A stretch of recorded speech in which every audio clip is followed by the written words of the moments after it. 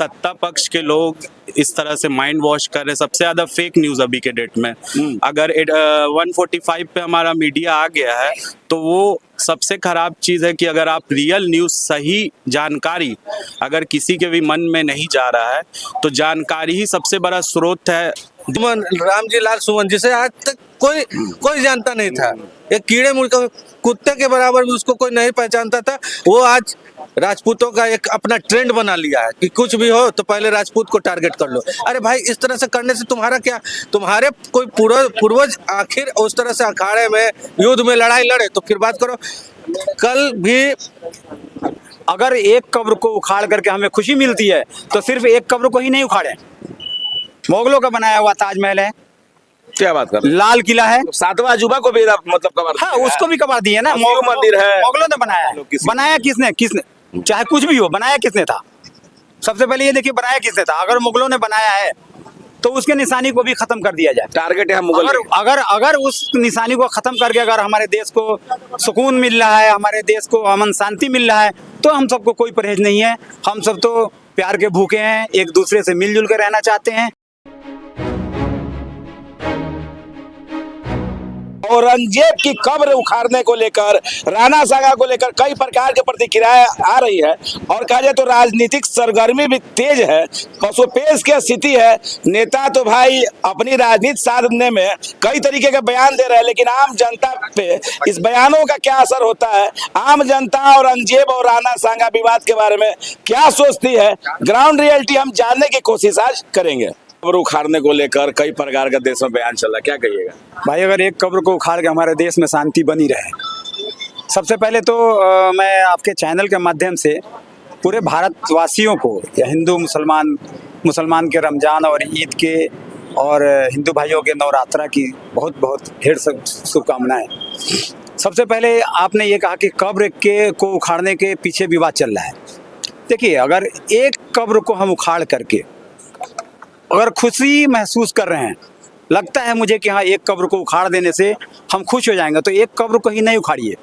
जैसे आपने इशारा किया कब्र को उखाड़ने का, औरंगजेब का मामला आपने शायद आक्रांता था, आक्रमणकारी था, लाखों हिंदुओं का कत्ल कर दिया, देश में लूट लिया, मंदिर बहुत सारा। हाँ वही मैं, देखो सबसे पहले बात ललित जी, एक बात आप जान लीजिए, मैं इतिहासकार नहीं हूँ। इतिहासकारों ने अलग अलग तरीके से अलग अलग बुक को बनाया, अलग अलग बुक को छापा। अगर मैं गलत कह रहा हूं तो कहिए। किसी ने उसकी तारीफ की तो किसी ने उसकी आलोचना की।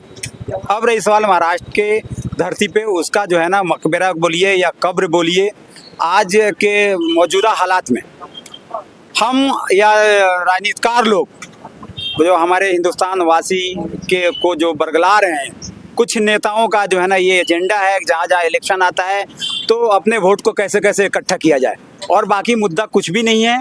अगर एक कब्र को उखाड़ करके हमें खुशी मिलती है तो सिर्फ एक कब्र को ही नहीं उखाड़े। मुगलों का बनाया हुआ ताजमहल है, क्या बात कर, लाल किला है, सातवां अजूबा को भी मतलब कबार, हाँ उसको भी कबार दिए ना। मंदिर है, मुगलों ने बनाया है। बनाया किसने चाहे कुछ भी हो, बनाया किसने था? सबसे पहले ये देखिए, बनाया किसने था। अगर मुगलों ने बनाया है तो उसके निशानी को भी खत्म कर दिया जाए। टारगेट है मुगल। अगर उस निशानी को खत्म करके अगर हमारे देश को सुकून मिल रहा है, हमारे देश को अमन शांति मिल रहा है, तो हम सबको कोई परहेज नहीं है। हम सब तो प्यार के भूखे हैं, एक दूसरे से मिलजुल कर रहना चाहते हैं। सबसे पहले ये देखना है कि अगर उखाड़ने के बाद हमारे युवाओं को अगर रोजगार मिल रही हो, नौकरी मिल रही हो, हमारे देश का जीडीपी गिर रहा है, इकोनॉमी गिर रही है, हमारा नोट गिर रहा है, अगर वो ठीक हो जाता है तो उसको उखाड़े, बेशक उखाड़े। क्या सही बात है, उखाड़ देना चाहिए। ऐसा सबसे पहले आपके माध्यम से हम धन्यवाद देना चाहते हैं। और बात यहाँ पे पहले तो राणा सांगा और बाबर की है, तो मैं यही आपके माध्यम से, आपके चैनल के माध्यम से मैं पहला चीज़ तो ये बताना चाहता हूँ कि जो सपा पार्टी के जो अध्यक्ष और उनके बनाए हुए जो ये सब हैं, एक प्यादे हैं, और ये सब का काम ही है जातिवाद में रंग देकर और लोगों को लड़ाना। मेरा यही कहना है कि जातिगत रंग इस तरह से जो दे रहे हैं। राणा सांगा की बात करें, अरे रामजी लाल सुमन जिसे आज तक कोई जानता नहीं था, एक कीड़े मुर्गे कुत्ते के बराबर भी उसको कोई नहीं पहचानता था, वो आज राजपूतों का एक अपना ट्रेंड बना लिया है कि कुछ भी हो तो पहले राजपूत को टारगेट कर लो। अरे भाई, इस तरह से करने से तुम्हारा क्या, तुम्हारे कोई पूर्वज आखिर उस तरह से अखाड़े में युद्ध में लड़ाई लड़े तो फिर बात करो। कल भी इस देश में बाबर भी लड़े, राणा सांगा भी लड़े, उनके साथ मुस्लिम वर्ग के भी लोग थे राणा सांगा के साथ में, और बाबर के साथ हिंदू वर्ग के भी लोग थे। हम दोनों की बात की है।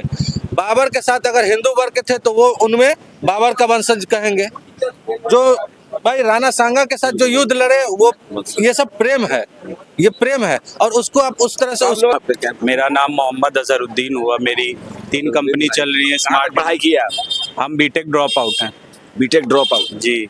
अभी मेरा किसान तक न्यूज़ पे भी मेरे ऐप का लॉन्च हुआ है, जो vice chancellor sir animal university के अभी लॉन्च किए हैं। ठीक है, हमारे पार्टनर एक्स गूगल एम्प्लॉय हैं अमित प्रकाश। तो हम लोग तो प्रेम से काम कर रहे हैं। मेरा एक और फैक्ट्री आइकॉनिक मैन्युफैक्चर्स के नाम से स्मार्ट इंडिया एंटरप्राइज है, तो वहाँ हिंदू मुस्लिम सब काम करते हैं। हम लोग रोजगार देने का काम कर रहे हैं। अभी चाइना डीप सीक बना लिया है, एआई पे मॉडल अभी सब इंटरटेन कर रहा है समाज को। सब एआई का भी युग आने वाला है, और हम लोग अभी हिंदू मुस्लिम ही कर रहे हैं। हम लोग सब भाई, हम लोग का भी सिटी में जितने लोग हैं, हम लोग सब ईद हो दीपावली हो सब एक साथ ही मनाते हैं। कोई ऐसा हम लोग में तो डोमिनेंस नहीं आया अभी तक, लेकिन दिमाग को विकसित करने का। अगर गलत जानकारी किया तो पूरे तरीके से निगेटिव माइंड बना दिया। और किसी भी धर्म में ईर्ष्या या तकब्बुर, मुस्लिम में ईर्ष्या और हिंदू में तो ईर्ष्या, मुस्लिम में तकब्बुर, मतलब ईर्ष्या किसी से जल भावना, ये सब भावना इसी से विकसित होती है। और ये भावना जिसमें आ गई, उसको किसी को तबाह करने का जरूरत नहीं है, वो खुद ही तबाह हो जाएगा। प्रेम एक ऐसा चीज है जिससे आप बहुत कुछ पा सकते हैं। अजहरुद्दीन भाई थे आप जी। ये अजहरुद्दीन भाई हैं, आप सुन रहे थे इनको। ये भी देश में और बिहार में, पटना में रहते हैं, मुस्लिम जाति से आते हैं। इनकी सोच ऐसी, ना इनको कब्र उखाड़ने से और रोपने से मतलब नहीं है। देश के विकास में ये अपना कर्म कर रहे हैं। क्या कहेंगे आप? क्या नाम है आपका? अब बड़े भाई लोग यहाँ पे हैं, इतना कुछ कह दिए, उसके अलावा मुझे कुछ कहने का बनता ही नहीं है कि मैं कुछ इसके आगे कहूँगा। मेरा कहना सिर्फ इतना है, जैसे मेरा नाम अहमद फराज हुआ, और कहने को बस क्या कहेंगे कि पुरानी किताबें सिर्फ खिलोड़ी जा रही है। कुछ इतिहास लिखने की कोशिश कीजिए, इतिहास पढ़ के उससे आप उसमें मत आप फंसिए। आप आगे का सोचिए कि आगे क्या आपको करना है, कैसे आगे आपको ले आना है देश को। सब मिलजुल करके एक तरह से अपना काम देने की कोशिश